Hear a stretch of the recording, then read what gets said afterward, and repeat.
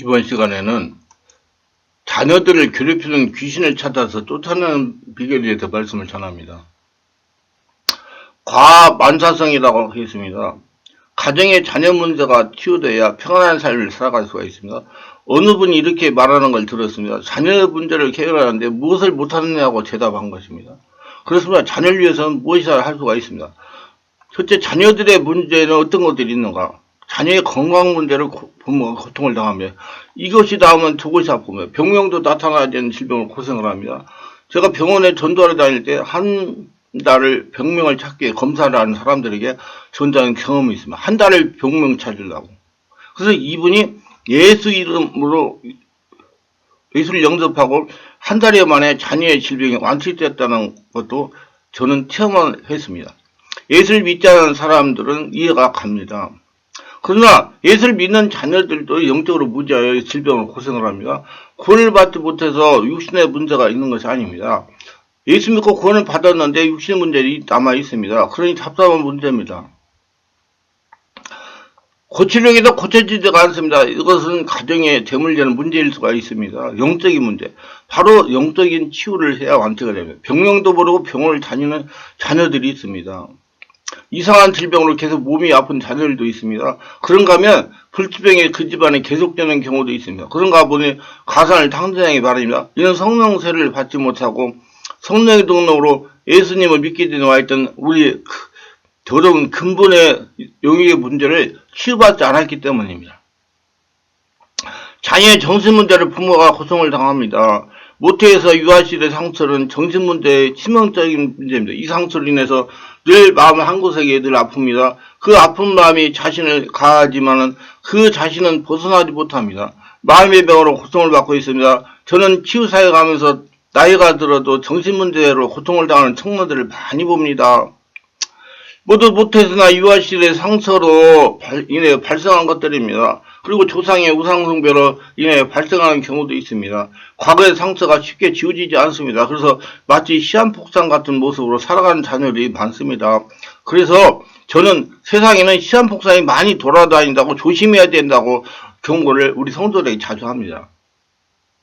과거 아픈 경험 때문에 응어진 가슴을 안고 살아가는 자들도 있습니다. 그자분이 정상적인 생활을 못합니다. 정신적으로도 병들었습니다.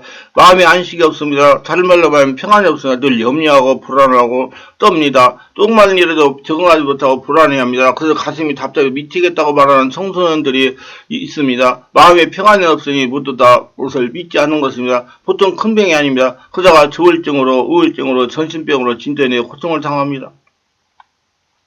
생활적으로 병든 자녀를 봐서 일어나야 할 시간과 누워 자야 할 시간을 모릅니다. 한마디로 늘 누워있는 것입니다. 다른 사람들은 다 일어나는데 혼자 누워있습니다. 다른 사람 다 출근하고 학교 가고 출근하는데 혼자 학교 가지 못하고 출근도 못하고 누워있습니다. 다른 사람들 하루 종일 움직이는데 혼자 이불을 깔고 누워있습니다. 그러다가 밤이 되면 활동을 합니다. 다른 사람이 잠을 자지 못하게 합니다. 그런가 하면 생활이 너무 무질서해 일을 제대로 못하는 자녀들도 있습니다. 무엇이 중요한지를 모릅니다. 이거 어때가 저거 어때가 하는데 되는 일이 하나도 없습니다. 이번에 지속하지 못하고 변덕을 부리기도 합니다. 그래서 그 자녀 뒤에 따라가는 것도 피곤하고 힘이 드는 경우가 많습니다. 자녀의 영적 문제로 부모가 고통을 당합니다. 어떤 자녀들은 밤에 악몽을 꿉니다. 똑같은 꿈을 반복하게 꾸기도 하고 무섭고 공포스러운 꿈에 시달리는 자녀들도 있습니다. 초저녁으로 계속 악몽을 시달리다가 새벽이 돼야 계속 잠을 제대로 잘 수 있다고 하는 자녀들도 있습니다. 그러나 어쩌면 일어나지 못하는 것입니다. 그런가 하면 악한 영이 보여주는 환청에 시달리는 자녀들도 있습니다. 귀에 소리가 들리는가 하면 무엇인가 보이기도 합니다. 심지어 책이나 어떤 사상에 영향을 받는 자녀들에게는 그 책이 실제물이 나타나기도 합니다. 그런가 하면 사단의 영향으로 정상적인 생활을 하지 못하는 자녀들이 있습니다. 정신이 혼미해지고 두려움이 오고 나는 안 됩니다. 이렇게 되니 생활에 문제가 오게 됩니다. 낮에는 자고 밤에는 돌아다니고 방황을 합니다.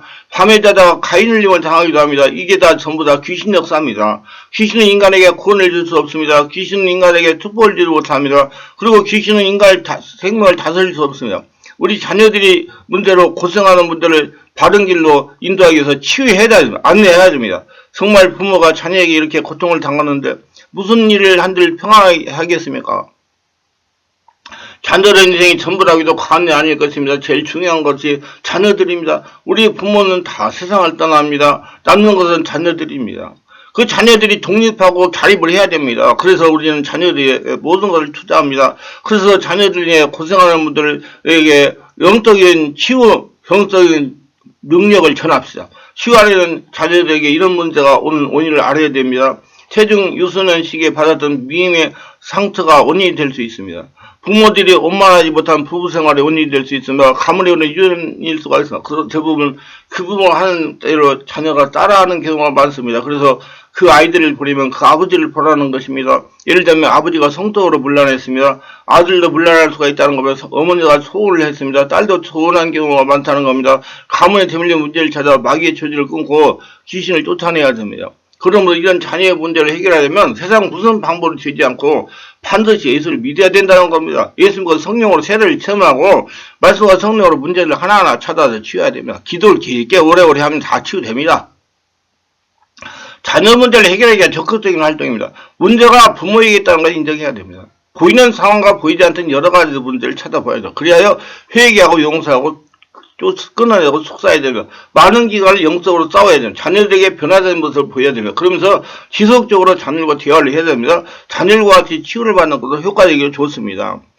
내면의 상처를 치유하라. 태중에서 어려서 받은 무의식에 숨겨진 상처들을 치유해야 됩니다. 이건 사람이 하지 못하고 성령께서 하십니다.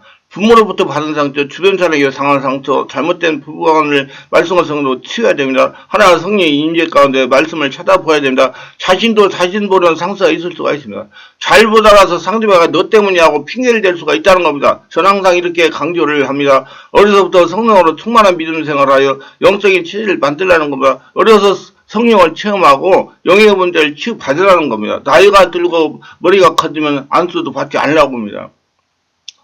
안수를 잘 받아야 돼요.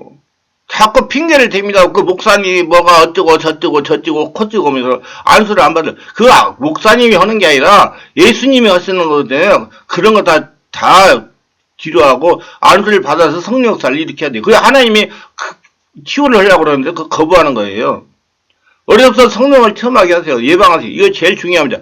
자녀의 친구들의 유형을 살펴보세요. 친구로 인하여 영의 문제가 많이 발생합니다. 자녀들의 주변에 좋은 친구들이 있기를 기도해야 됩니다. 근데 내 자녀가 영적으로 정상적인 생활하면 그런 유형의 친구들이 따르게 됩니다. 영은 영끼리 통합니다. 유유상종. 문제는 내 자녀에게 있는 거예요. 내 자녀가 문제가 있으니 그런 유형의 친구가 붙게 됩니다. 똑같은 사람, 유유상종이라고. 그러므로 유유상종이라고 그러는 거예요. 참새는 참새끼리, 학은 학끼리 노는 겁니다. 그럼 자녀들의 친구의 유형을 살펴볼 필요가 있습니다. 조상의 대물림 죄악을 찾아라. 선절의 특정한 문제와 죄악을 차단해야 됩니다. 질병과 관련 유전은 없었는지 차단해야 됩니다.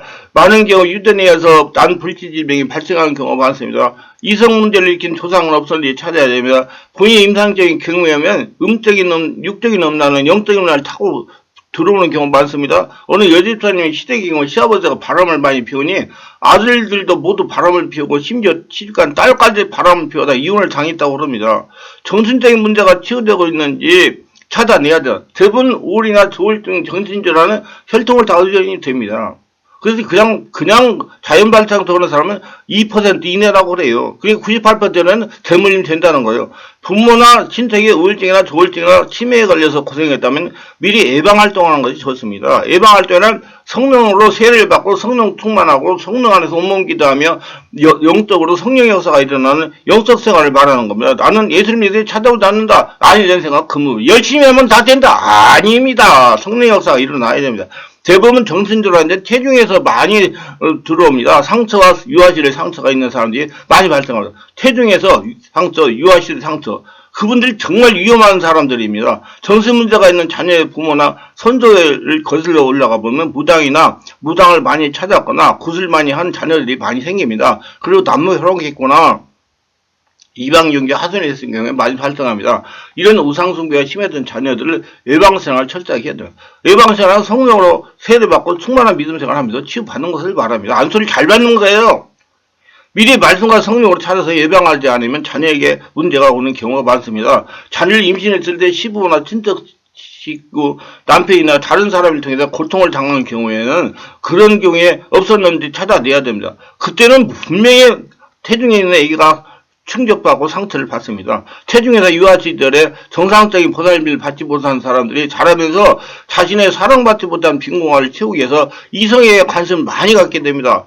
아버지나 어머니로부터 받지 못한 사랑을 이성에게 채우려는 욕구가 강하여 어려서부터 이성을 찾는 것입니다. 그래서 조언을 하거나 미혼모가 되는 경우가 많습니다. 그래서 상처는 일찍 찾아서 치유하는 것이 좋습니다.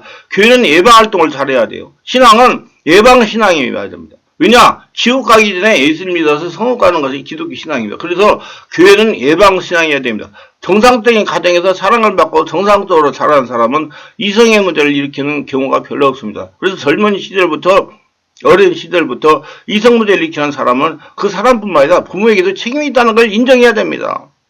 그래서 미리 알고 어려서 말씀과 성령을 찾아서 치워야 돼요. 지금 건강하고 잘 지내는데 무슨 문제가 있겠는가? 방심은 근본입니다. 귀신은 아주 끈질리고 인내력이 강합니다. 끝까지 버티면서 취약한 시기를 노리는 게 귀신입니다. 그래서 성령의 역사, 성령 세례받고 치유받아가지고 그걸 드러내서 고쳐야 돼요, 빨리.